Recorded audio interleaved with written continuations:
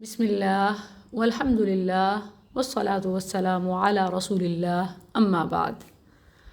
میں انتظامیہ اور شرکاء کی شکر گزار ہوں جنہوں نے رب کے کلام کو سمجھنے کے لیے یہ سلسلہ شروع کیا۔ آج چونکہ ہماری پہلی نشست ہے تو ہم یہ جاننے کی کوشش کرتے ہیں کہ قرآن ترجمے سے پڑھنا کیوں ضروری ہے، کیونکہ اہمیت معلوم ہوگی تو فہم کا شوق بڑھے گا انشاءاللہ۔ ہم سب جنت کے طلبگار ہیں اور جنت کا راستہ قرآن میں لکھا ہے۔ قرآن عربی زبان میں ہے، ہم عجمی ہیں۔ کیا ترجمہ کیے بغیر، مطلب سمجھے بغیر منزل مراد پا سکیں گے؟ کیا قرآن اس لیے نازل ہوا کہ عمل کریں نہ کریں، بس متن پڑھ لیں، عبارت پڑھ لیں، برکت حاصل ہو جائے گی، ثواب مل جائے گا اور یوں جنت پہنچ جائیں گے؟ جنت ایسے مل جائے گی یا یہ کہ قرآن میں جنت کا راستہ بتایا گیا، سمجھایا گیا، اسے جاننا ضروری ہے۔ قرآنی میپ سے لوکیشن دیکھنی پڑے گی کہ جنت کہاں ہے، اسی راستے پر چلنا ہوگا۔ جو رکاوٹیں بتائی گئیں ان سے بچنا پڑے گا، تب منزل ملے گی۔ بات کچھ تو سمجھ آ رہی ہے۔ قرآن سے بھی کنفرم کر لیں کہ اس کے نازل ہونے کا مقصد کیا ہے، تاکہ مقصد پورا کریں اور کامیاب ہوں۔ سورہ ابراہیم آیت 52، رب العزت نے فرمایا هَذَا بَلَاغٌ لِلنَّاسِ وَلِيُنذَرُوا بِهِ وَلِيَعْلَمُوا انما هو الہ واحد ولیذکر اولو الالباب۔ یہ قرآن تمام لوگوں کے لیے اطلاع نامہ ہے کہ اس کے ذریعے سے وہ ہوشیار کر دیے جائیں اور اچھی طرح جان لیں کہ اللہ ایک ہی معبود ہے، اور تاکہ عقل مند نصیحت پکڑیں۔ رب تعالیٰ نے اسے بلاغ قرار دیا، جس کا مطلب ہے پیغام۔ کون سا پیغام؟ کیا بات؟ کس چیز کی اطلاع؟ کیا اعلان؟ پیغام میں تو یہ سب چیزیں ہوتی ہیں۔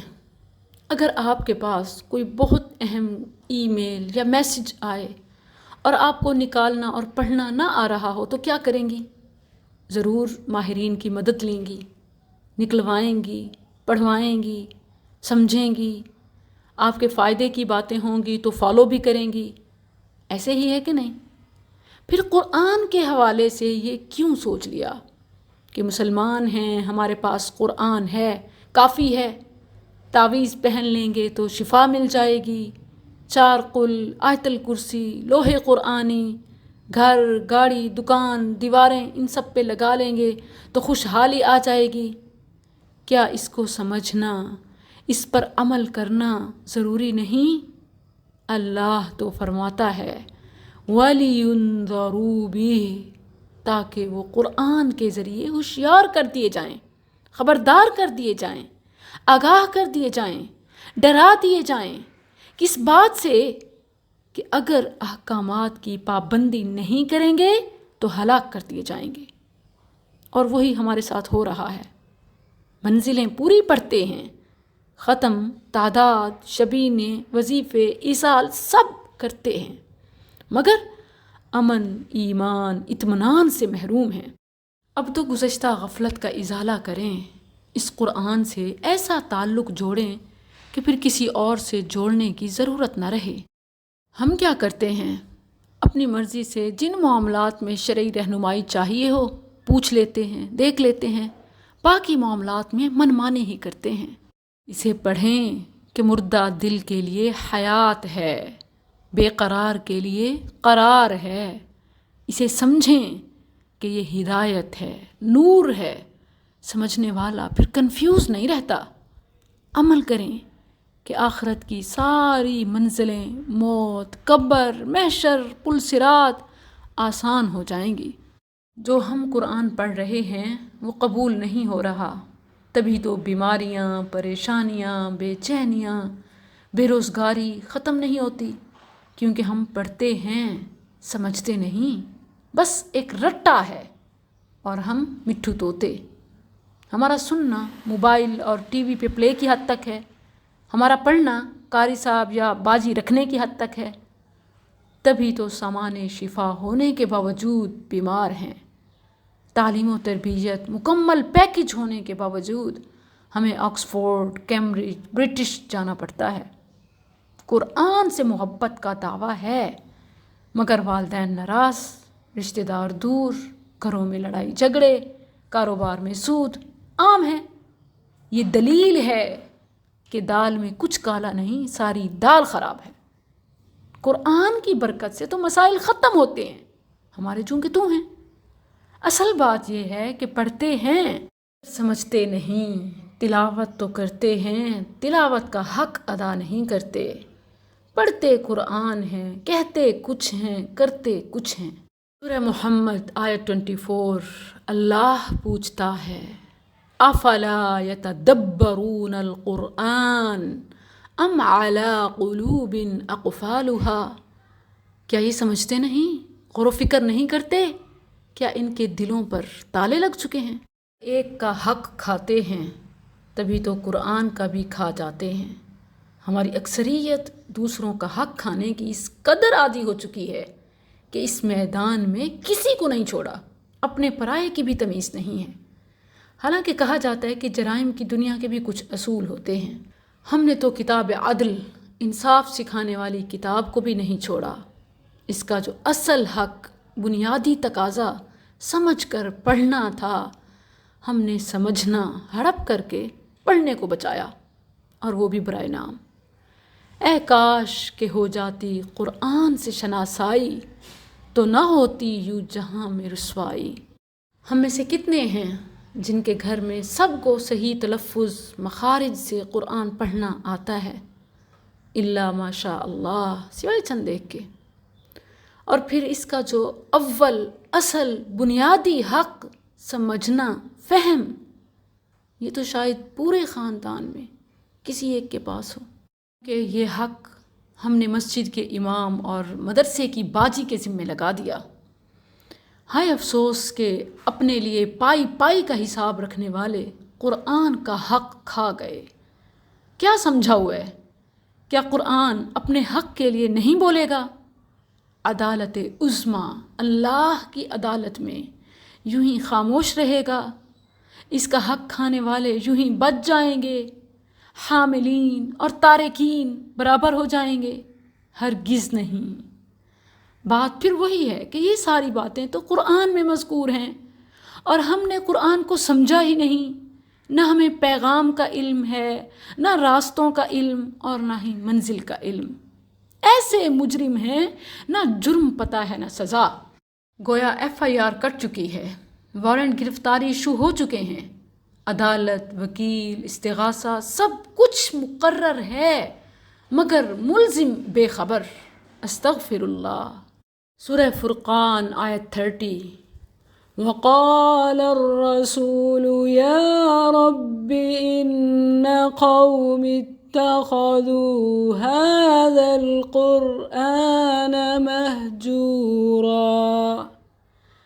قیامت والے دن اللہ کے پیغمبر اللہ کی بارگاہ میں قرآن سے دوری اختیار کرنے والوں کے خلاف استغاثہ دائر فرمائیں گے۔ اے میرے پروردگار، میری امت نے اس قرآن کو چھوڑ رکھا تھا۔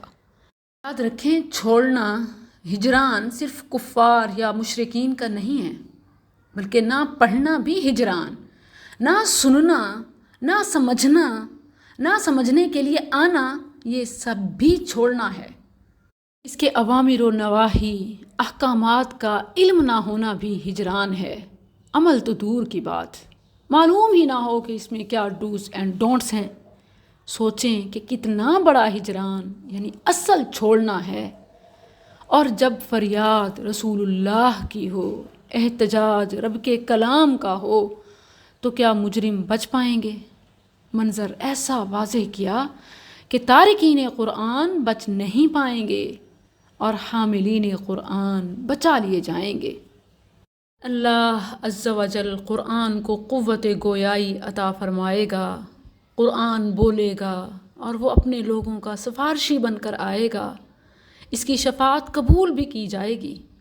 رب کا کلام ہے، رب اپنے کلام کی لاج رکھے گا۔ سلسلہ صحیحہ میں 2907 کے ساتھ نبی صلی اللہ علیہ وسلم کا بڑا جامع فرمان ہے، القرآن شافع مشفع، قرآن سفارش کرے گا اور اس کی سفارش مانی جائے گی۔ یہ اپنے پڑھنے والوں کے حق میں بحث کرے گا اور اس کی تصدیق کی جائے گی۔ جس نے اس کو اپنے سامنے رکھا یہ اسے جنت کی طرف لے جائے گا، جس نے اس کو اپنی پیٹھ پیچھے رکھا یہ اسے ہانک کر جہنم میں لے جائے گا۔ ہم یہاں بھی منافقت کرتے ہیں، پڑھنے، سمجھنے اور عمل نہ کرنے کو منافقت نہیں کہتے، بلکہ فزیکلی پیٹھ کرنے کو پیٹھ کرنا اور جہنم میں لے جانا، بے ادبی کرنا گردانتے ہیں۔ حالانکہ مراد کیا ہے آپ یہاں سے سمجھ سکتے ہیں۔ اسی طرح مسند احمد اور ابن ماجہ سے ایک اور موٹیویٹنگ حدیث سن لیجئے۔ رسول اللہ صلی اللہ علیہ وسلم نے فرمایا، صاحب قرآن کے لیے قرآن ایک خوش شکل نوجوان، ہینڈسم ینگ مین کی شکل میں آئے گا۔ وہ پوچھے گا کہ تو کون ہے؟ وہ کہے گا کہ میں قرآن ہوں، جسے تو راتوں کو بیدار رہ کر دن کو پیاسا رہ کر پڑھا کرتا تھا، یعنی اپنی ضروریات، ترجیحات، کھانا پینا، آرام چھوڑ کر تو مجھے پڑھتا تھا، آج یوں میں تجھے بچانے آ گیا۔ اسی طرح مسند احمد سے ایک اور حدیث، رسول اللہ صلی اللہ علیہ وسلم نے فرمایا، مومن کی قبر میں عمل صالح ایک خوش رنگ اور معطر نوجوان کی شکل میں آئے گا، گڈ لکنگ فریگرنٹ مین۔ اللہ اکبر۔ دنیا میں جس کو آئیڈیل پارٹنر نہیں ملا وہ قرآن کو پارٹنر بنا لیں۔ دنیا تو دنیا کے آگے کے جنت تک کے سارے مراحل یہ کبھی بے وفائی نہیں کرے گا، یہ کبھی مایوس نہیں کرے گا، لیکن اس کے لیے اس کا صاحب، اس کا اہل، اس کا حامل بننا ضروری ہے۔ کیونکہ دیکھیں کہ ان احادیث میں بھی صاحب قرآن، اہل قرآن، حامل قرآن کے الفاظ آئے ہیں، کہیں کچھ تو کہیں کچھ۔ یہ سب وہ ہیں جو پڑھنے اور عمل کرنے والے ہیں، یعنی عالم با عمل، مسلمان با عمل، حافظ قاری بالعمل، یہی قرآن کے اہل اور صاحب ہیں۔ علم اور فہم کے بغیر قبولیت داؤ پر لگ جاتی ہے، ایک قسم کا رزق ہے، یوں سمجھے تکا ہے، صحیح بھی ہو سکتا ہے غلط بھی، جس نے جو بتایا آپ نے کر لیا، اگر صحیح ہوا تو قبول، وگرنہ بتانے والے کے لیے بھی وبال ہے اور کرنے والے کے لیے بھی وبال۔ یہی وجہ ہے کہ اللہ تعالیٰ نے بار بار تدبر، تفکر، تذکیر کی دعوت دی ہے۔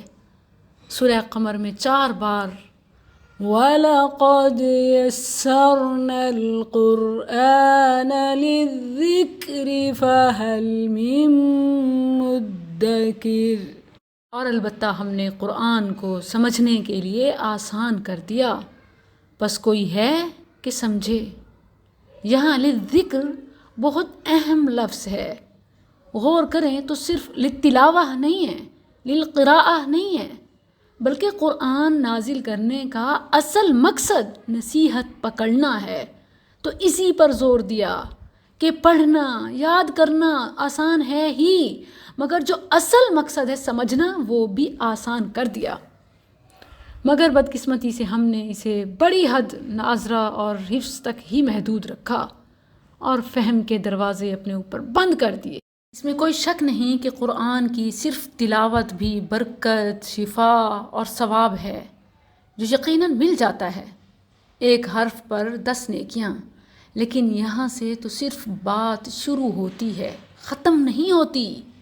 یہ جو 10 نیکیوں کا معاملہ ہے یہ ابتدا ہے، ابھی خزانے تو آگے ہیں، جیسا کہ رسول اللہ صلی اللہ علیہ وسلم کا جامع ترمذی اور دیگر میں فرمان ہے، من قرأ حرفا من کتاب اللہ فلہ بہ حسنہ والحسنۃ بعشر امثالها لا اقول الف لام میم حرف ولكن الف حرف ولام حرف ومیم حرف، کہ الف لام میم یہ ایک حرف نہیں ہے بلکہ یہ 3 ہیں اور 30 نیکیاں ہیں، لیکن یہ تو صرف ابتدا ہے، اسی پر رک نہ جاؤ، کیونکہ للذکر للذکر للذکر للذکر یہ اصل مقصد ہے، سمجھنا سمجھنا سمجھنا۔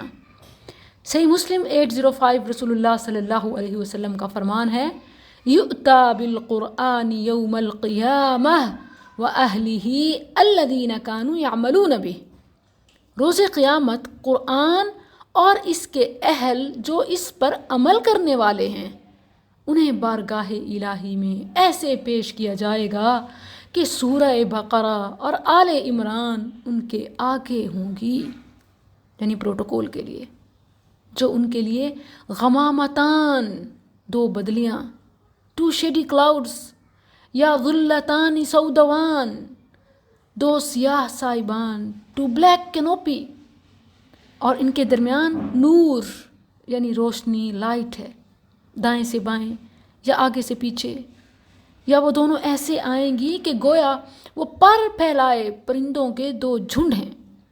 آپ دیکھیں جسے آسمانی زمینی VIP پروٹوکول، ڈرون سیکیورٹی بھی ہے، تحاجان عن صاحبہما، اپنے ساتھیوں کی طرف سے اللہ سے جھگڑیں گی کہ انہیں معاف کر کے جنت میں داخل کیا جائے۔ آپ دیکھیں کہ کیسی کیسی آفرز ہیں، اللہ اللہ، کیا کسی قیمت پر انہیں اگنور کیا جا سکتا ہے؟ رب کا کلام کس طرف بلا رہا ہے اور ہم کس طرف جا رہے ہیں؟ سورہ تکویر آیت 26 سے آگے پڑھیں، فَأَيْنَ تَذْهَبُونَ إِنْ هُوَ إِلَّا ذِكْرٌ لِّلْعَالَمِينَ لِمَنْ شَاءَ مِنْكُمْ أَنْ يَسْتَقِيمَ، پھر تم کہاں جا رہے ہو؟ یہ تو تمام جہان والوں کے لیے نصیحت نامہ ہے، اس کے لیے جو تم میں سے سیدھی راہ پر چلنا چاہے۔ کہاں کھوئی ہے تو اے بنت حوا؟ یہ نیٹ فلیکس، یوٹیوب، انسٹا تجھے جہنم لے جا رہے ہیں۔ قرآن سے تعلق جوڑ جو تجھے جنت لے جائے گا۔ قرآن میں ہو غوطہ زن اے بنت مسلماں، اللہ کرے تجھ کو عطا جدت کردار۔ Fashion, trend, in out, success, ان چیزوں کی ریس میں اپنا آپ بھی کہیں کھو دیا، گم ہو گیا ہے۔ کامیابی یہاں ہے۔ صحیح مسلم 817، ان اللہ یرفع بہذا الکتاب اقواما ویضع بہا آخرین، اللہ اس کتاب کے ذریعے سے اقوام کو بلندی عطا فرماتا ہے اور دوسروں کو پستی میں دھکیل دیتا ہے۔ ہم دنیا کو اپنا اچھا امیج دکھانا چاہتے ہیں، گھر، خاندان، دوست، احباب، ان سب میں منفرد نظر آنا چاہتے ہیں۔ یہ کوئی بری بات نہیں ہے، گڈ سٹیٹس شو کرنا، متمنی ہونا، ناٹ اے بیڈ ہیبٹ، یہ انبیاء کی خواہش تھی۔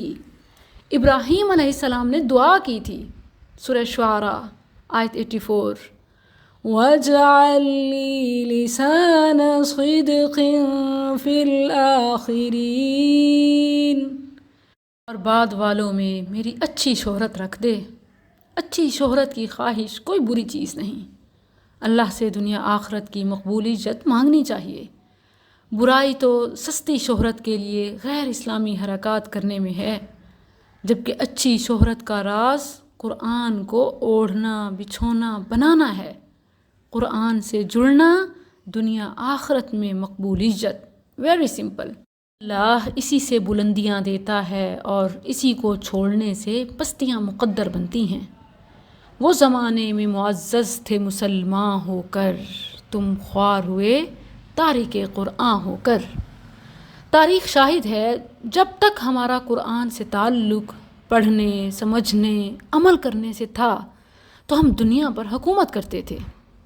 پھر سمجھنا کم ہوا لیکن تلاوت اور عمل بچ گیا۔ پھر آپ جانتے ہیں کہ فہم کے بغیر عمل کتنا عرصہ چل سکتا ہے۔ بگاڑ آ جاتا ہے یا ختم ہو جاتا ہے۔ یہی ہمارے ساتھ ہوا، سمجھنا گیا پھر عمل بھی گیا، یوں زوال ہمارا حال ہے۔ آج بھی اگر ہم سمجھ کر پڑھنا شروع کر دیں تو فرقہ واریت، جھگڑے سب ختم ہو جائیں، عمل اور کامیابی ہمارا مقدر ہو، کیونکہ جہاں صرف پڑھنا نہیں بلکہ سیکھنا ہو وہاں کوئی ناکامی ٹھہر نہیں سکتی۔ صحیح بخاری عثمان بن عفان رضی اللہ عنہ سے مروی ہے، رسول اللہ صلی اللہ علیہ وسلم نے فرمایا خیرکم من تعلم القرآن وعلمہ۔ اس سے پہلے بھی آپ یہ حدیث سنتی پڑھتی ہوں گی، تم میں سے سب سے بہتر وہ ہے جو قرآن سیکھے اور سکھائے۔ پڑھے اور پڑھائے نہیں، سیکھے اور سکھائے، بہت ہی جامع ہے۔ تعلم القرآن وعلمہ، آئیں قرآن سیکھیں، قرآن سکھائیں، اس قرآن سے دوستی کریں جو جنت تک ساتھ نبھائے، ہر جگہ ہر پل ساتھ ساتھ۔ آج سے عزم کریں کہ اس کو صرف پڑھیں گے نہیں بلکہ پڑھنے کا حق بھی ادا کریں گے، کیونکہ شرط یہی ہے، تب ہی صاحب قرآن اہل ایمان کہلائیں گے۔ جیسا کہ بقرہ آیت 121 میں اللہ عز و جل فرماتا ہے الذین آتیناہم الکتاب یتلونہ حق تلاوتہ اولئک یؤمنون بہ، جنہیں اللہ نے اپنی کتاب دی وہ اسے ایسے تلاوت کرتے ہیں جیسے تلاوت کا حق ہے، یہی ایمان والے ہیں۔ وَمَن يَكْفُرْ بِهِ فَأُولَئِكَ هُمُ الْخَاسِرُونَ، اور جو انکار کرے یعنی تلاوت کا حق ادا نہ کرے وہی خسارہ پانے والے ہیں۔ اب سوال یہ اٹھتا ہے کہ تلاوت کا حق کیا ہے؟ قرآن ہم سے کیا چاہتا ہے؟ صحابہ قرآن کا کیا حق سمجھتے تھے؟ کیسے ادب کرتے تھے؟ تفسیر ابن کثیر میں سیدنا عمر رضی اللہ عنہ کا قول ہے پڑھتے ہوئے جنت کے ذکر پر سوال کرنا اور جہنم کے ذکر پر پناہ مانگنا، یہ اس کا حق ادا کرنا ہے۔ اب ظاہر ترجمہ آتا ہوگا، سمجھ آ رہا ہوگا، تبھی ایسا ممکن ہوگا، فہم ہوگا تو یہ حق ادا کر سکیں گے۔ تفسیر ابن کثیر میں سیدنا عبداللہ بن مسعود رضی اللہ عنہ کا قول ہے کہ اس کے حلال کو حلال سمجھنا، حرام کو حرام ٹھہرانا، صحیح تلفظ تجوید کے ساتھ پڑھنا، یہ حق کی تلاوت ہے۔ کتنے ہیں جنہیں تلفظ و تجوید سے پڑھنا آتا ہے اور کتنے ہیں جو اس پر عمل پیرا ہیں؟ کیا صرف ختم کرنا، تعداد پوری کرنا، یہ حق ادا کرنا ہے؟ حسن بصری رحمہ اللہ کا بڑا آپ نام سنتے سناتے ہیں۔ تفسیر ابن کثیر میں ان کا قول ہے کہ محکم آیات پر عمل کرنا، متشابہ پر ایمان لانا، بحث و مباحثات چھوڑ کر اللہ پر توکل رکھنا، یہ تلاوت کا حق ادا کرنا ہے۔ اب آپ دیکھیں کہ جسے ترجمہ آتا ہو، غور و فکر سے پڑھے اور پھر عمل کرے تو ہی تلاوت کا حق ادا کر سکتا ہے۔ ان احکامات کے بعد بتائیے کہ ہم کہاں کھڑے ہیں، اپنے آپ کو کہاں دیکھتے ہیں؟ کیا صاحب قرآن، اہل قرآن کہلانے کے حقدار ہیں؟ جواب نہیں میں ہے تو بھی پریشان نہ ہوں کہ ابھی وقت مہلت باقی ہے، سنبھلنا چاہیں تو سنبھل سکتے ہیں، معاملات سدھار سکتے ہیں، قرآن دعوت دے رہا ہے۔ آپ دیکھیں قرآن میں لفظ الذکر، نصیحت بار بار آیا۔ اسلام ویب والوں نے یہ تعداد جمع کرتے ہوئے 268 بتائی ہے، یعنی 266 بار اللہ نے قرآن کو نصیحت قرار دیا۔ اگر ہم بدقسمتی سے ایک کے بدلے 10 نیکیوں سے آگے نہ بڑھ سکے، بس اسی پر ہی خوش اور راضی ہو گئے، حالانکہ قرآن کی فضیلت یہاں سے تو صرف شروع ہوتی ہے، ختم نہیں ہوتی۔ جتنا گہرائی میں غوطہ اتنے ہی اللؤلؤ، الیاقوت والمرجان سمیٹ پائیں گے۔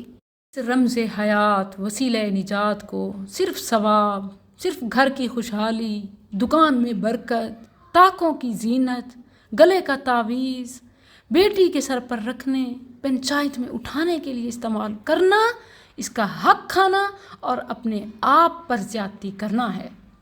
وہ قرآن جو مسلمان کی شان ہے، اس کے ساتھ ہمارا یہ سلوک بہت افسوسناک ہے۔ تو ہر محفل، ہر پروگرام کی کارروائی کا آغاز قرآن سے کرتے ہیں، مگر عمل سراسر اس کے مخالف ہوتا ہے۔ پوری عمر کالجز، یونیورسٹیز میں گزارنے والے قرآن سمجھنے، سیکھنے کی زحمت تک گوارا نہیں کرتے۔ بڑے بڑے ڈگری ہولڈرز، گریجویٹ قرآن ناظرہ تک نہیں پڑھ سکتے۔ ہم نے قرآن کا حق یہ سمجھا ہوا ہے کہ گھر کی الماری میں سب سے اوپر رکھا جائے، خواہ پڑھنے کے لیے ہاتھ بھی نہ جائے۔ ادب کے لیے ہمارا یہ اصول ہے کہ اٹھنے بیٹھنے میں مصحف کو پیٹھ نہ ہو، خواہ معاشرت، معیشت، رہن سہن، ساری زندگی اس کو مڑ کر بھی نہ دیکھیں۔ اوامر و نواہی کا، احکامات کا علم ہی نہ ہو۔ کیا یہ وہ پیٹھ ہے جس سے منع کیا گیا ہے؟ حدیث میں آپ کو سنا چکی ہوں۔ کیسے کیسے حق کھاتے ہیں، پھر بھی مسلمان کہلاتے ہیں۔ زندہ کے لیے ہدایت نہ صحیح، البتہ مردے کی مغفرت کے لیے ضرور یاد آ جاتا ہے۔ کہاں ہے وہ تذکرہ، نصیحت پکڑنا کہ جس کا ذکر اللہ نے بار بار فرمایا۔ آل عمران 58۔ ذَلِكَ نَتْلُوهُ عَلَيْكَ مِنَ الْآيَاتِ وَالذِّكْرِ الْحَكِيمِ۔ الانعام 50۔ وَهَذَا ذِكْرٌ مُبَارَكٌ أَنزَلْنَاهُ۔ الانبیاء 2۔ مَا يَأْتِيهِم مِّن ذِكْرٍ مِّن رَّبِّهِم مُّحْدَثٍ إِلَّا اسْتَمَعُوهُ وَهُمْ يَلْعَبُونَ۔ صاد آیت 1۔ صاد والقرآن ذی الذکر۔ الذاریات 55۔ وذکر فإن الذکرى تنفع المؤمنین۔ سورہ عبس۔ کلا انہا تذکرہ فمن شاء ذکرہ۔ قرآن تو ایک نصیحت ہے، جو چاہے قبول کر لے۔ اس وقت اس امر کی شدید ضرورت ہے کہ جگہ جگہ فہم قرآن کے سینٹرز قائم کیے جائیں، ناظرہ کے ساتھ ترجمہ لازمی ہو، تجوید، تفسیر لازمی مضامین ہوں۔ آپ دیکھیں کہ دنیا کے تمام ممالک میں اپنے مذہب کی تعلیم کو نمایاں اہمیت دی جاتی ہے۔ یہودی نظام تعلیم نہ صرف ان کے ممالک پر بلکہ دنیا پر مسلط کیا جا رہا ہے، اور ہم نے اپنے مذہب کی، اپنے دین کی تعلیم کو ثانوی بنا دیا، بس مسجد، مدرسہ غریب غربا تک محدود ہو گیا۔ آئیں سب جڑ جائیں کہ روز قیامت قرآن لکھنے والے نیک معزز فرشتوں کے ساتھ ہوں گے۔ اگر دنیا داری اور دنیا والوں کی کمپنی میں رہیں گے تو انجام بھی انہی کے ساتھ ہوگا۔ جو چننا ہے چن لیجئے۔ صحیح بخاری 4653۔ الماہر بالقرآن مع السفرة الكرام البررة والذي يقرأ القرآن ويتتعتع فيه وهو عليه شاق له أجران۔ قرآن کا ماہر قیامت کے دن ان فرشتوں کے ساتھ ہوگا جو قرآن لکھنے والے نیک معزز ہیں، اور جو اٹک اٹک کر پڑھتا ہے، اس کے پڑھنے میں اسے مشقت ہوتی ہے، اس کے لیے دگنا اجر ہے۔ قرآن سیدھا سادہ کائنات کے مالک سے اپنا تعلق جوڑنے کا ذریعہ ہے۔ سلسلہ احادیث صحیحہ میں کتاب اللہ کو حبل اللہ فرمایا، الممدود من السماء والارض۔ اللہ کی کتاب اس کی رسی ہے جسے آسمان سے زمین کی طرف لٹکایا گیا ہے۔ آئیں مل کر اسے